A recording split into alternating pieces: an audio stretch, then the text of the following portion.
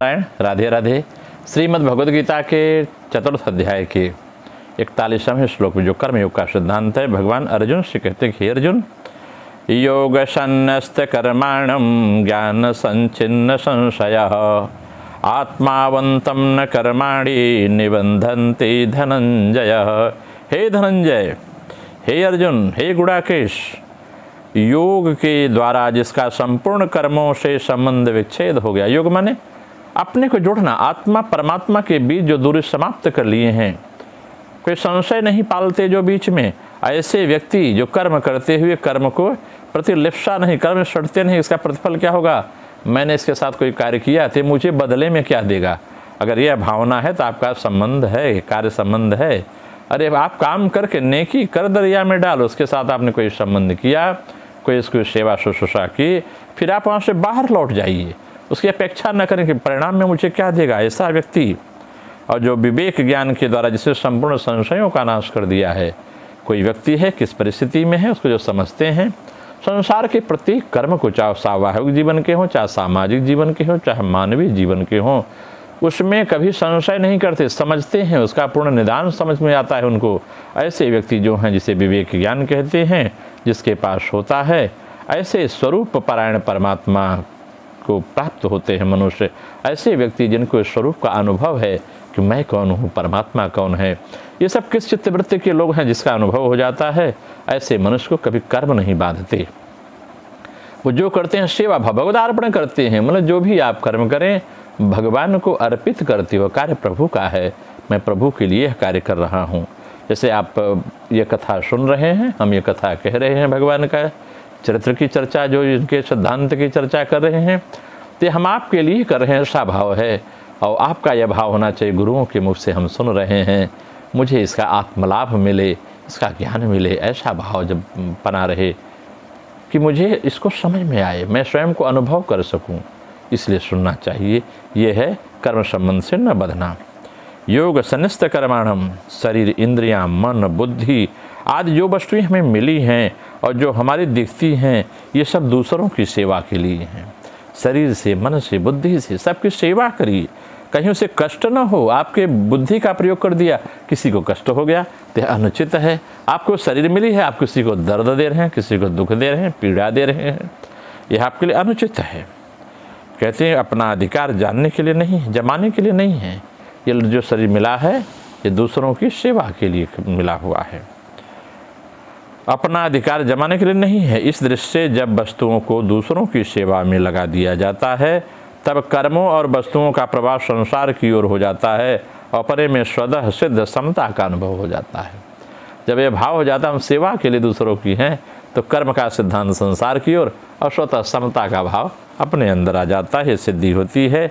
इस प्रकार समता योग के द्वारा जिसके कर्मों से संबंध विच्छेद कर लिया है, ऐसा व्यक्ति योग सन्निस्त कर्मा कहा जाता है। जब कर्मयोगी कर्म में अकर्म तथा अकर्म में कर्म दिखता है और कर्म करते हुए अथवा न करते हुए दोनों अवस्था में नित्य निरंतर असंग रहता है, तब वही वास्तव में योग सन्निस्त कर्मा है।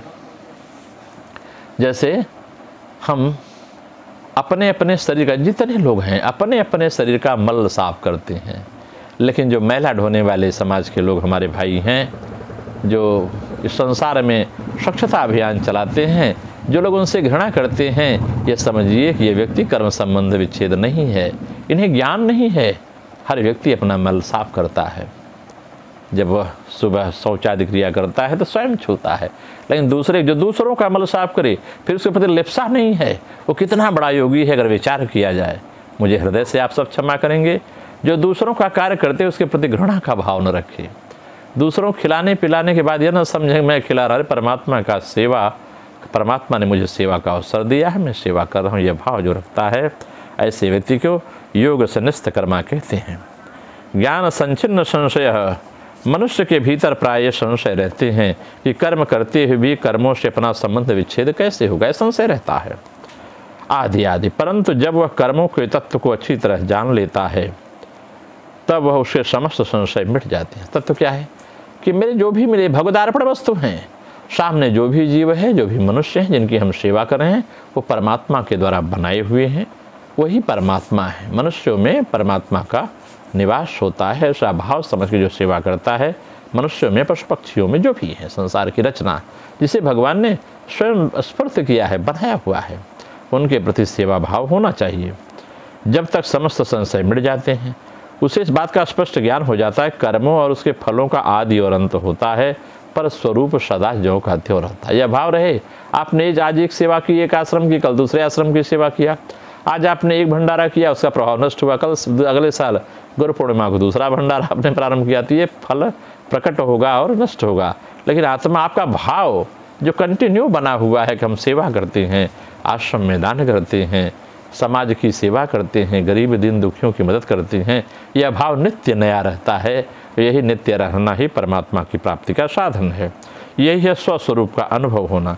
व्यक्ति से कभी अलग नहीं होता। इस दृष्टि से अपने लिए कर्म करने से कर्मों के साथ संबंध जुड़ जाता है और निष्काम भावपूर्वक दूसरों के लिए कर्म करने से कर्मों से संबंध विच्छेद हो जाता है। यही गीता में कहलाने का, बार बार बतलाने का उद्देश्य है।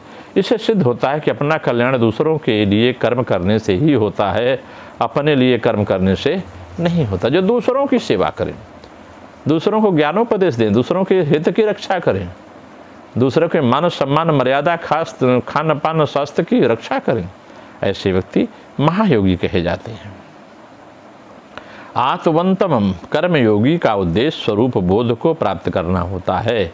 इसलिए वह सदा स्वरूप के परण रहता है। मतलब मैं कौन हूँ, कहाँ से मैं जो हूँ वो सब में है। यह परमात्मा जिसमें बोल रहा है वही वहाँ बैठ के सुन रहा है। उससे संपूर्ण कर्म संसार के लिए होते हैं। सेवा तो स्वरूप से ही दूसरों के लिए होती है। खाना पीना, सोना बैठना, जीवन निर्वाह की संपूर्ण क्रियाएं भी दूसरों के लिए होती हैं, क्योंकि क्रिया मात्र का संबंध संसार के साथ है, स्वरूप का संबंध अपने साथ है।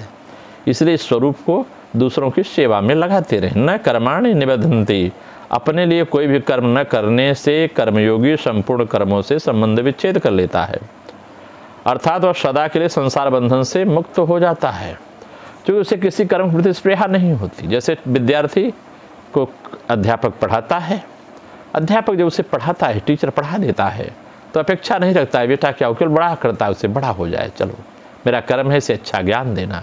बाकी धीरे धीरे अपने को पल्लवित करते हैं छात्र। तो यह भाव भी समता का है।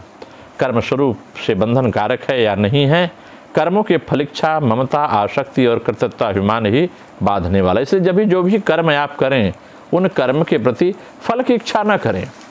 आसक्ति न हो, नहीं मैं इसे इतना ही पढ़ाना है, अब आगे नहीं पढ़ाऊंगा, ये आसक्ति है। कर्तृत्वाभिमान, अरे मैंने बहुत पढ़ा दिया, मैंने बहुत उसको ज्ञान दे दिया, बहुत आशीर्वाद दे दिया, यह भी अभिमान नहीं। जो उसके भाग्य में था वो मेरे द्वारा परमात्मा ने उससे दिला दिया, ऐसा भाव व्यक्ति को बना रहे। अगर हम इसकी क्रियायोग में व्याख्या करें तो एक तब और स्पष्ट हो जाती है बात। साधना में व्यक्ति सुदृढ़ हो जाता है।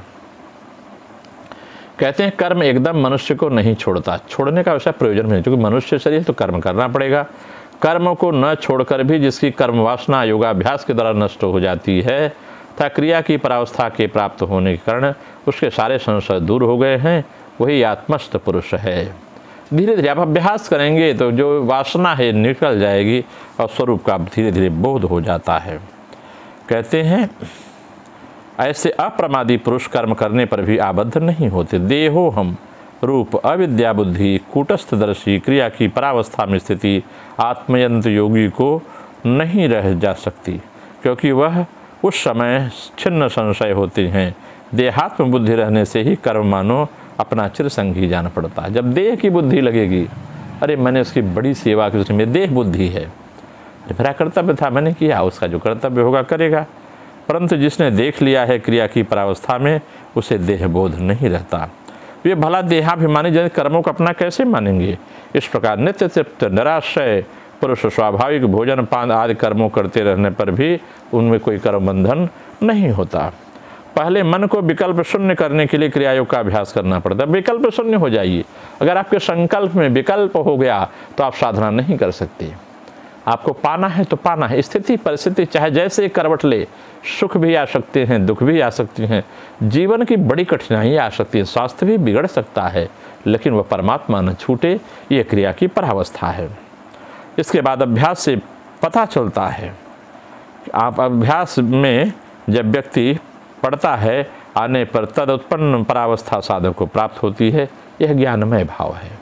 ज्ञान हो जाता है कौन अपना है कौन पराया है, मुझे केवल कर्म करना है, मेरा सिद्धांत है।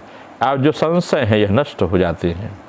आत्मा का प्रत्यक्ष व्यक्त बोध होता है, आत्मा है या नहीं है, कैसा है, संशय मिट जाते हैं। इसमें मैं मेरा नहीं रह जाता। कहते हैं सर्वम ब्रह्ममयम जगत होने के कारण किसी वस्तु में स्पृहा नहीं रहती। जो हम में है वही सब में है, जो मीठे फल में है वही मेरे अंदर रस रूप में विराजमान है। कहते हैं इस प्रकार स्पृहा शून्य अवस्था ही निष्काम भाव या अपरोक्ष ज्ञान है। उस समय एक आत्म साक्षात्कार बुद्धि को छोड़कर और कोई बुद्ध उदित नहीं होता है।